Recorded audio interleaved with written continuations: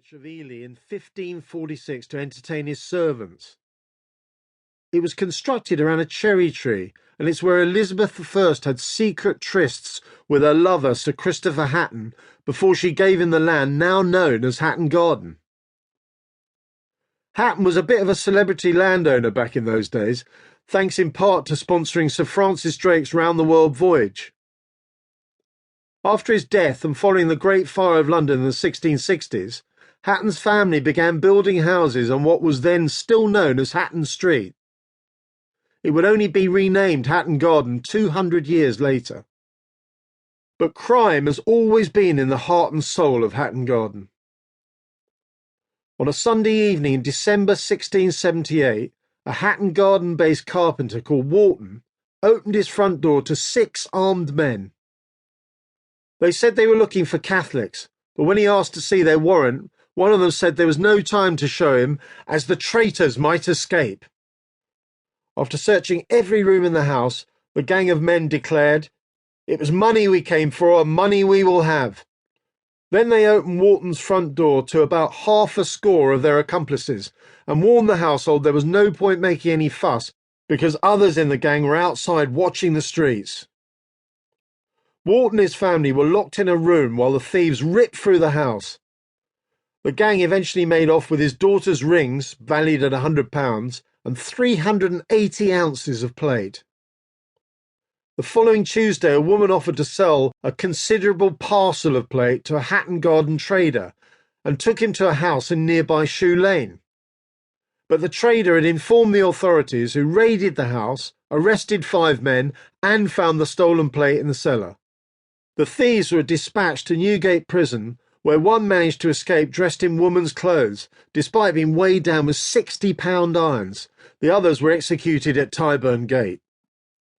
Late in the 18th century, a Bedfordshire labourer called William Smith, just over 5 feet tall with grey eyes and a fresh complexion, according to the criminal register, was tried for a singular and daring robbery committed on a banker's clerk in Hatton Garden. By this time, robberies in the area were so commonplace that the police virtually gave up patrolling the streets. In November 1881, the Hatton Garden post office was robbed of a mailbag containing registered letters and packets, including a large consignment of diamonds destined for the continent. The value of goods stolen was estimated at £80,000, which is more than £60 million in today's currency. At the end of the 19th century, De Beers chose to sell all its diamonds through Hatton Garden, creating a culture of related trades that persists to this day.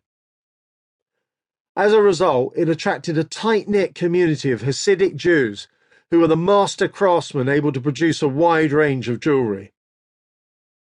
Then in 1913 came the Hatton Garden pearl robbery.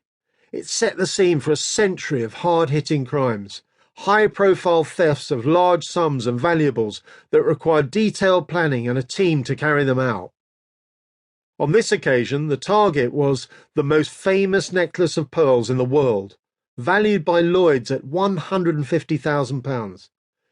It had been sent from Paris to a Hatton Garden trader called Max Mayer, but when he opened the registered package, he found it contained 11 sugar lumps.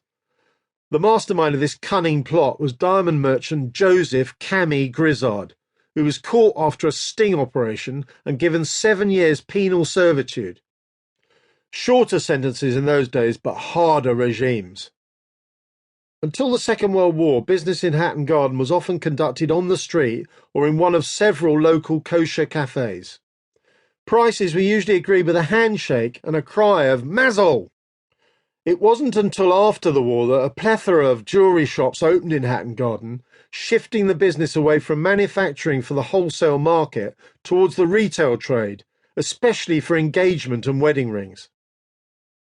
In all, at least 300 separate companies and 60 shops, many of them run by Orthodox Jews, emerged by the 1950s. Back then, Hatton Garden's reputation was built around its dealers in precious stones, which were nearly always diamonds. So not surprisingly, security became of paramount importance to all local traders.